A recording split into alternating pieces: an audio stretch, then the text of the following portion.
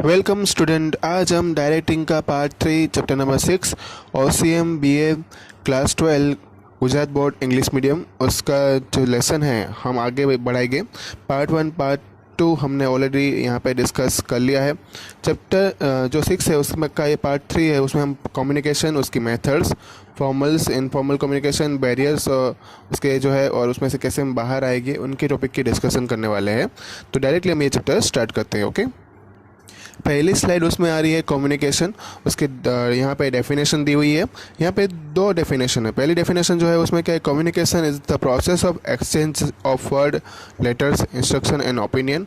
मतलब कि कम्युनिकेशन जो है वो उसमें हम वो अपने शब्द जो लेटर्स है, इंस्ट्रक्शन है और ओपिनियन अपने जो रखते हैं सोच, उनका हम एक्सचेंज करते हैं। न्यूमैन समर के हिसाब से अगर बात करें तो communication is the exchange of fact, ideas, opinion and और इमोशन बाय टू और मोर पर्सन। कम्युनिकेशन में अगर हम फैक्ट, आइडिया और ओपिनियन या तो इमोशन जो है वो ही हम दो या दो से ज़्यादा लोगों के बीच में जो बदलते हैं उसको क्या बोलते हैं, कम्युनिकेशन, मतलब एक्सचेंज करते हैं। नेक्स्ट है उसमें आगे उसकी स्लाइड में कैरेक्टरिस्टिक्स कम्युनिकेशन की। तो उसमें पहला आ रहा है गोल ओरिएंटेड एक्टिविटी है, गोल ओरिएंटेड प्रोसेस है। कम्युनिकेशन का जो ऑब्जेक्टिव है वो सिर्फ इंफॉर्मेशन को एक्सचेंज करना ही नहीं होता है, उसमें बहुत सारे ऑब्जेक्टिव को अचीवमेंट करना भी होता है। यहाँ पे ये स्पेशल केयर जो है वो कंसिडर होती है जब रिसीवर जो है वो इंफॉर्मेशन को अंडरस्टैंड कर पाता है या नहीं कर पाता है। ये बात जो है उसके जो इरादे हैं इंफॉर्मेशन गेन करने के वो ज़रूरी है। मैं यहाँ पे कुछ भी आपको जैसे एग्जांपल दूँ तो मैं आपको बता रहा हूँ, अगर आपको वो बात समझ में नहीं आ रही है, राइट, तो फिर मेरे कम्युनिकेशन करने का कोई मतलब बनता नहीं है। अगर मैं आपको जो एक्सप्लेन कर रहा हूँ वो समझ में आ रहा है तो ही जो है लेसन है वो हम आगे सीख पाते, समझ पाते। अगर वो लेसन जो है वो अधूरा या तो आधा रह जाएगा, अगर मैं यहाँ से कुछ आपको बताना चाहता हूँ, अगर वो आप चीज़ मेरी भाषा, मेरी लैंग्वेज में आप अगर उसको डिटेक्ट नहीं कर पा रहे हो तो। नेक्स्ट है उसमें clear words and language. Communication जो है हमेशा उसमें जो वर्ड्स या तो लैंग्वेज हम यूज़ करते हैं वो हमेशा क्लियर होनी चाहिए, उसका कोई डबल मीनिंग नहीं होना चाहिए। कम्युनिकेशन जो है वो टू वे प्रोसेस है, क्योंकि वो इसमें क्या होता है, टॉप मैनेजर जो है उसमें इंफॉर्मेशन जो है वो ऑब्जेक्टिव के रिगार्डिंग वो उसकी पॉलिसी है, प्रोसीजर है, वो इंफॉर्मेशन सेंड करते हैं मिडिल लेवल और बॉटम लेवल मैनेजमेंट को। मतलब कि यहाँ से इंफॉर्मेशन जो है वो सेंड की जाती है और वहाँ पे बॉटम लेवल पे वो इंफॉर्मेशन जो है वो रिसीव होती है और उसका रिस्पॉन्स जो है वो भी उनको देना पड़ता है।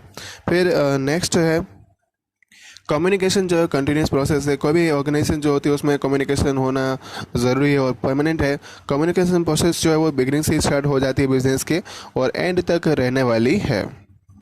नेक्स्ट स्लाइड में उसमें मैंने इक्विपमेंट्स, रिसेंट टाइम में हम बात करें तो कम्युनिकेशन के अंदर बहुत ही उसको इफेक्टिव बनाने के लिए बहुत सारे इक्विपमेंट यूज़ किए जाते हैं। जैसे कि ओरल और रिटर्न जो कम्युनिकेशन है उसके लिए हम telephone, fax, internet, mobile phones, SMS, telex, सब कुछ ऐसा बहुत सारी चीज़ें जो है वो हम यूज़ करते हैं। और उसमें है next many types and method. यहाँ पे बहुत सारी कम्युनिकेशन करने की टाइप्स भी बन चुकी है। यहाँ पे वो internal communication, external communication, return communication, oral communication, science से कुछ चीज़ हम एक्सप्लेन कर सकते हैं। इमोजीज आजकल जो व्हाट्सएप पे है दिए जाते हैं, तो ये सब कुछ एक्स्ट्रा चीज़ें जो है और मेथड जो है वो बन चुकी है जिससे हम अपनी बातें जो है वो सामने वाले व्यक्ति को बता पाए ईजीली। मोटिवेटिंग एक्टिविटी, कम्युनिकेशन करने से जो जॉब है वो उसमें अंडरस्टैंडिंग जो है बढ़ता है। ऑफिसर और एम्प्लॉयज़ जो है वो अपनी एफिशिएंसी बढ़ा सकते हैं। They are motivate to work more, मतलब कि यहाँ पे बताया गया कि वो उसको ज़्यादा मोटिवेट कर सकते हैं अगर हम उसको एक इफ़ेक्टिव कम्युनिकेशन जो है वो दिया जाए, तो इफ़ेक्टिव गाइडलाइन दे के जो है वो उसको हम मोटिवेट कर सकते हैं। फिर 8 नंबर का पॉइंट जो है वो relation with administrative process. Communication जो है वो एडमिनिस्ट्रेशन यूनिट के साथ जो है लिंक होता है।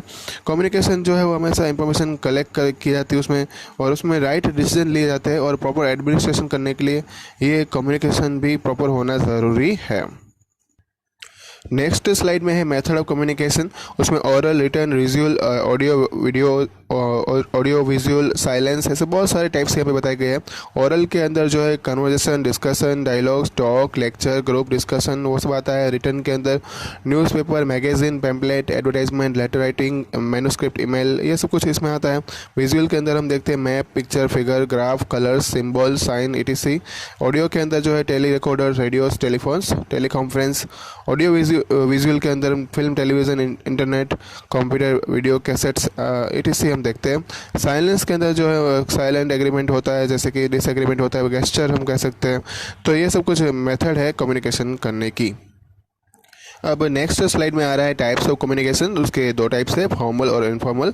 फॉर्मल कम्युनिकेशन में क्या होता है, तो जब भी कोई any communication that depends on the structure of organisation and its rule and regulation is implemented for the accomplishment of business objective is called formal communication. मतलब कि यहाँ पे जो कम्युनिकेशन हम करते हैं वो ऑर्गेनाइजेशन के रूल्स और रेगुलेशन जो है उसको वो फॉलो होता है, उसके ऑब्जेक्टिव हासिल करने के लिए इम्प्लीमेंट किया जाता है, उसी तरह का कम्युनिकेशन होता है। तो उसको क्या बोलते हैं, फॉर्मल कम्युनिकेशन। ये कम्युनिकेशन जो है सुपीरियर और सबऑर्डिनेट के बीच में लिंक करने वाला होता है। और यहाँ पे हम ये कंट्रोल और कोऑर्डिनेशन करने के लिए ये जो फॉर्मल कम्युनिकेशन होता है वो रिटन फॉर्म में ज़्यादा रहता है। ओके, अब नेक्स्ट स्लाइड में आ रहा है उसकी कैरेक्टरिस्टिक्स जो है फॉर्मल कम्युनिकेशन की। उसमें उसके साथ कैरेक्टरिस्टिक्स यहाँ बताइए। पहले उसमें आ रही है कम्युनिकेशन जो है वो सुपीरियर्स, सिस्टम्स और सबऑर्डिनेट के साथ फॉर्मली रिलेटेड होना चाहिए, मतलब उसकी भाषा में ही ये कम्युनिकेशन होना ज़रूरी है। फिर ये एक क्लियर ऑब्जेक्टिव के साथ जो है उसमें कंट्रोल और कोऑर्डिनेशन रहना ज़रूरी है। ये मोस्ट ऑफ फॉर्मल कम्युनिकेशन जो है वो रिटन फॉर्म में होता है। दूसरा है कि ये कम्युनिकेशन जो है वो ऑर्गेनाइजेशन की पॉलिसी जो है उसको एक्सेप्ट होना चाहिए। ये ऑर्गेनाइजेशन के स्ट्रक्चर के बेस्ड होना चाहिए। फॉर्मल ऑर्गेनाइजेशन जो है उसमें अब बिजनेस ऑब्जेक्टिव हासिल करने के लिए ये फॉर्मल कम्युनिकेशन जो है बनाया जाता है। ये एकदम इजी होना चाहिए और क्लियर टू अंडरस्टैंड, मतलब कि समझ में आए ऐसा क्लियर भी होना चाहिए। नेक्स्ट स्लाइड में आ रहा है इनफॉर्मल कम्युनिकेशन। कम्युनिकेशन जब ह्यूमन रिलेशन और फ्रेंडशिप के जो एम्प्लॉयज़ रहते हैं ऑर्गेनाइजेशन के, उनके साथ जो है अगर डिपेंड करता है तो उसको इनफॉर्मल कम्युनिकेशन बोलते हैं। ये कम्युनिकेशन जो है मोर फ्लेक्सिबल रहता है और सिंपल रहता है। इसमें कोई कंट्रोल या ऑर्डर की ज़रूरत होती नहीं है। इसमें हम इसको ऑरली या सिम्बॉलिक लैंग्वेज में एक्सप्लेन कर सकते हैं। यहाँ पे जो है ये इनफॉर्मल ऑर्गेनाइजेशन जो है वो हमेशा कोऑर्डिनेशन को क्रेडिट जो है क्रेडिट के फॉर्म में जो है वो मिलता है। और यहाँ पे एक एग्जांपल भी दिया गया है। जब भी कोई मैनेजर जो है वो लेबर को कोई वर्क करने के लिए इंस्ट्रक्शन देता है, सेल्स मैनेजर जो है इंफॉर्मेशन देता है। फिर दूसरा है कि सेल्स मैनेजर जो है अपने सेल्स करने के लिए कुछ प्रेजेंटेशन का सजेशन बताता है, या तो फिर इजी गोइंग मैनर से, इनफॉर्मल मैनर से सेल्समैन को जब कोई सजेशन मिलता है, तो ये सब कुछ इनफॉर्मल कम्युनिकेशन में आता है। नेक्स्ट स्लाइड में आ रहा है इनफॉर्मल कम्युनिकेशन की कैरेक्टरिस्टिक्स। ये ह्यूमन रिलेशन के ऊपर डिपेंड करता है। इसमें कोई कंट्रोल या तो ऑर्डर की ज़रूरत नहीं होती है। इसको ओरली और सिम्बॉलिक लैंग्वेज में हम एक्सप्लेन कर सकते हैं। ये ह्यूमन और फ्रेंडली रिलेशन पे डिपेंड करता है। ये फ्लेक्सिबल ईजी रहता है। इसमें प्रोसेस जो इम्पोर्टेंट नहीं है। फिर कोऑर्डिनेशन और क्रेडिबिलिटी जो है वो ज़्यादा मिलती है इससे। इनफॉर्मल कम्युनिकेशन जो है वो सप्लीमेंट्री नहीं है पर कॉम्प्लीमेंट्री है फॉर्मल कम्युनिकेशन के लिए। इसका मतलब ये हुआ कि हम फॉर्मल कम्युनिकेशन जो है वो इनफॉर्मल कम्युनिकेशन के साथ रहकर भी हम ये एक फॉर्मल स्ट्रक्चर क्रिएट कर सकते हैं। नेक्स्ट स्लाइड में है difference between formal communication and informal communication. पहले 3 पॉइंट जो है मीनिंग, पर्पस और बेस, वो तो हमने आगे सेम जो डिस्कस किया है वही के वही पॉइंट यहाँ पे लिखे हुए हैं। नेक्स्ट स्लाइड में जो 4th और 5th पॉइंट है वो भी जो है वो सेम ही है। तो हमें यहाँ पे 6th पॉइंट से समझना है कि जो फॉर्मल कम्युनिकेशन जो है वो हमेशा वर्क प्लेस के टाइम पे ही किया जाता है, और इनफॉर्मल कम्युनिकेशन एनी प्लेस पे कर सकते हैं, और कोई भी वर्किंग आवर्स के साथ या तो उसके बाद भी कर सकते हैं। Information in advance 7th number का पॉइंट जो है यहाँ पे सेंडर और रिसीवर के बीच में जो इन्फॉर्मेशन जो पहले से जो कम्युनिकेशन होने वाला हो पहले से डिसाइडेड होता है, जो हम पहले ही बातचीत करने वाले हैं। जबकि हम इनफॉर्मल ऑर्गेनाइजेशन में जो है कुछ ऐसा डिसाइड होता नहीं है, वो अपने आप जो है वो उसमें टाइम और सिचुएशन के हिसाब से कहीं पे भी हम कर सकते हैं। नेक्स्ट स्लाइड में है बैरियर ऑफ इफेक्टिव कम्युनिकेशन। उसमें जो है पॉइंट्स आपको टेक्स्ट बुक आप ओपन रखना, मैं यहाँ पे डायरेक्टली एक्सप्लेन कर देता हूँ। पहला पॉइंट उसमें आ रहा है लैक ऑफ प्लानिंग। उसमें जो है कि जो इन्फॉर्मेशन जो प्लानिंग नहीं की होगी तो सेंडर जो है वो तो गलत या तो अनक्लियर इन्फॉर्मेशन जो वो या इनकम्प्लीट इन्फॉर्मेशन सेंड करता है। फॉल्टी ट्रांसलेशन, जब top level management middle level management को मैसेज करते हैं और उसमें अगर उसका मदर टंग में नहीं होती है तो ऐसा हो सकता है कि जब उसको एनालाइज किया जाए तब उसमें मिस्टेक होने के चांसेस रहते हैं। नेक्स्ट है उसमें अनक्लियर मैसेज। कभी कभी ऐसा रहता है कम्युनिकेशन के अंदर कि जब वो यहाँ पे जो मेथड है कम्युनिकेशन वो प्रेजेंट की जाती है तब उसमें वर्ड अरेंजमेंट जो है वो ठीक से नहीं हो पाता है, तो कोऑर्डिनेशन नहीं हो पाता है। इसका रिजल्ट ये बनता है कि जो मैसेज जो है वो क्लियरली अंडरस्टैंड हो पाता नहीं है, इसलिए कम्युनिकेशन में ऑब्स्ट्रक या तो रुकावट आती है। नेक्स्ट उसमें अनक्लियर अजम्पशन, कभी कभी मैसेज जो है वो अनुमान के ऊपर डिपेंडेंट होता है, तो संभावना के ऊपर डिपेंडेंट होता है। तो यहाँ पे अगर वो क्लैरिफाई नहीं होता है तो मैसेज जब वो रिसीव होता है तब ऐसा चांस रह सकता है कि उसका इंपॉर्टेंट या तो मीनिंग है वो बदल जाता है। फिर फिफ्थ पॉइंट है उसमें शॉर्टेज ऑफ टाइम्स। कभी कभी जो डिसीजन जो है वो इंफॉर्मेशन के ऊपर लिए जाते हैं, इंफॉर्मेशन गेन करने के बाद उसको इम्प्लीमेंट करना होता है। अगर इंफॉर्मेशन जो अवेलेबल उस टाइम पे नहीं होती है तो उसका कोई मीनिंग नहीं होता है और यहाँ पे कम्युनिकेशन जो का इफेक्टिव जो है वो इफेक्ट्स जो है वो कम होती जाती है। ओवरबर्डन इन कम्युनिकेशन नेक्स्ट है उसमें, तो उसमें बात बताता हूँ कि कभी कभी जो इन्फॉर्मेशन जो ट्रांसमिट होती है बड़ी बड़ी इंडस्ट्री में वो बहुत ही बार रिपीट होती रहती है, इसलिए जो जो कम्युनिकेशन करने वाला जो बता देने वाला जो इंसान होगा उसके लिए ओवरबर्डन बन जाती है। और ऐसा हो सकता है कि वो एक पर्टिकुलर प्लेस पे जो इन्फॉर्मेशन वो देना चाहता है वो सिचुएशन के हिसाब से वो बदल जाए, तो इसका मतलब ये होगा कि वो जो है कम्युनिकेशन वो फेल हो जाता है। नेक्स्ट है उसमें ignorance of towards the message. कभी कभी मैनेजर जो है बॉटम लेवल पे एम्प्लॉयज़ पे जो मैसेज सेंड करते हैं तो उनको मैसेज जो है वो उसमें उस टाइम पे जो है मैनेजर का मैसेज सुनने के लिए वो केयरलेस रहते हैं और या तो उसको इतना ज़्यादा ध्यान देते नहीं है, और इसका मतलब ये होता है कि इंफॉर्मेशन करेक्टली उसके पास पहुँचती नहीं है और एक हर्डल के फॉर्म में रह जाता है।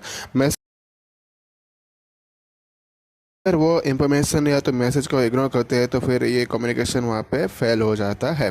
फिर इम्प्रॉपर सिलेक्शन ऑफ मीडिया, कभी कभी हम जो इन्फॉर्मेशन सेंड करने के लिए जो मीडिया सिलेक्ट करते हैं अगर वो प्रॉपर नहीं होगा तो वहाँ पे कम्युनिकेशन में रुकावट आ सकती है। जैसे कि माइक की बात करते हैं तो माइक, जब हम कोई भी प्रोग्राम में जाते हैं अगर माइक ठीक से नहीं चल रहा होगा तो ऑडियंस को सुनाई देगा नहीं। नेक्स्ट उसमें डिस्ट्रस्ट इन फियर, कोई ऑर्गेनाइजेशन जहाँ पे एटमॉस्फेयर जो रहता है कम्युनिकेशन का डिस्ट्रस्ट या तो फियर वाला होता है तो यहाँ पे उसमें डाउट क्रिएट होता है और इन्फॉर्मेशन जो तो है वो बदल दी जाती है डर की वजह से या तो करेक्ट इन्फॉर्मेशन की वजह से। तो इसमें ऐसा होगा कि उसको पनिशमेंट या तो फाइन भी यहाँ पे दिया जाता है। पास्ट एक्सपीरियंस में से बहुत सारे रिजल्ट जो है वो देखने को मिले हैं, इसलिए हम कहते हैं कि इंफॉर्मेशन जो है हमेशा करेक्ट इंफॉर्मेशन हमेशा कॉन्सल्ट होनी चाहिए। फिर अब आगे आता है measure to overcome the barriers of communication. तो उसमें पहला पॉइंट जो आ रहा है कम्युनिकेशन जो है वो ऑर्गेनाइजेशनल स्ट्रक्चर के हिसाब से होना चाहिए, वो इंफॉर्मेशन को रुकावट डालने वाला नहीं होना चाहिए। यहाँ पे जो इंफॉर्मेशन जो सेंडर के द्वारा जो दी जाती है वो प्रिसिस मतलब एकदम जो है 100% श्योर वाली होनी चाहिए, जिससे रिसीवर पे जो है वो प्रॉपरली उसको अंडरस्टैंड कर पाए। जिसके लिए हम जितने भी मीडियम उसमें कम्युनिकेशन करने के लिए यूज़ करते हैं वो उसके इफेक्ट अलग अलग होनी चाहिए। अप्रोप्रिएट मीडियम जो है कम्युनिकेशन में हमें यूज़ करना चाहिए, क्योंकि सबका अलग अलग इफेक्ट रहती है, सबकी असर अलग अलग रहती है। कम्युनिकेशन जो है टू वे प्रोसेस है, मतलब कि यहाँ पे इंफॉर्मेशन जो है वो दोनों साइड से उसका फ्लो होना ज़रूरी है, उसकी डायरेक्शन जो है तो ही इजीली अंडरस्टैंड हो पाएगी। यहाँ पे म्यूचुअल ट्रस्ट जो है और कॉपरेशन जो है वो दोनों पार्टीज़ के बीच में होना ज़रूरी है। नेक्स्ट उसमें कम्युनिकेशन चैनल जो है जितनी हो सके उतनी शॉर्टर होनी चाहिए, जिससे इंफॉर्मेशन का जो फ्लो है स्टॉप नहीं होगा और उसमें कम्युनिकेशन करने में कोई डिले आएगा नहीं। कम्युनिकेशन जो है फास्ट होना चाहिए, कम्युनिकेशन सिस्टम जो है गोल ओरिएंटेड होनी चाहिए और ब्रॉडकास्टिंग जो है वो इंफॉर्मेशन के लिए वो अननेसेसरी चीज़ जो है वो बर्डन बन जाती है, इसलिए ब्रॉडकास्टिंग करने में प्रॉपर इंफॉर्मेशन ही होनी चाहिए। अब नेक्स्ट उसमें है कि जो कम्युनिकेशन का एवोल्यूशन हमेशा टाइम टू टाइम लेते रहना चाहिए सिस्टम का, जिससे कोई सिचुएशन में अगर चेंजेस आता है तो उस टाइम पे हम चेंजेस कर पाए। और लास्ट पॉइंट उसमें है कि जब एंटायर प्रोसेस जो कम्युनिकेशन की होती है उसमें सेंडर जो है उसका पर्सनल इंटरेस्ट जो है वो नहीं होना चाहिए। कभी कभी ऐसा होता है कि सेंडर जो है कुछ इंफॉर्मेशन जो है वो छुपाता है, तो ऐसी बातें जो है वो या तो इनकम्प्लीट इंफॉर्मेशन वो रहती है, तो ऐसी बातें यहाँ पे नहीं होनी चाहिए। वो पूरा ही उस पर रोक लगानी चाहिए, जिससे वो पूरी इंफॉर्मेशन हमेशा सेंड कर पाए और रिसीवर जो है उसकी बात जो है वो समझ पाए। तो ये था लेसन आपका चैप्टर नंबर 6। आगे नेक्स्ट लेसन जो है आपको बता दिया जाएगा। अगर आपको कोई डाउट है तो आप नीचे कमेंट बॉक्स में आपको यहाँ पे लिख कर उसका मुझे बता सकते हो। ओके, रिवाइज करते रहना, होमवर्क जो है वो मिल जाएगा। Thank you all.